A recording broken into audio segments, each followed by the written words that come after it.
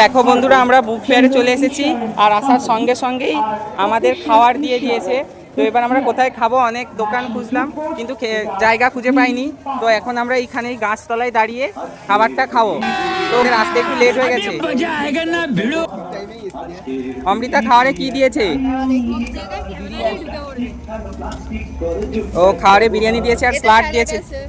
স্যালাডটা বের কর। তো স্যালাডের মধ্যে হচ্ছে আমাদের হচ্ছে পেঁয়াজ আর শসা আছে।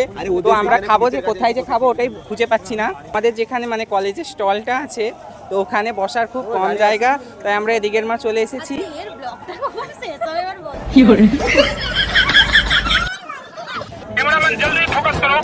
তো আমরা অনেকক্ষণ খোঁজার পরে আমরা একটা খাওয়ার জায়গা খুঁজে পেয়েছি। এখানে একটা বসার জায়গা, সবাই বসে খাচ্ছে, আমিও খাওয়া শুরু করে দিয়েছি। তো আমরা খেয়ে নিই। টাটা।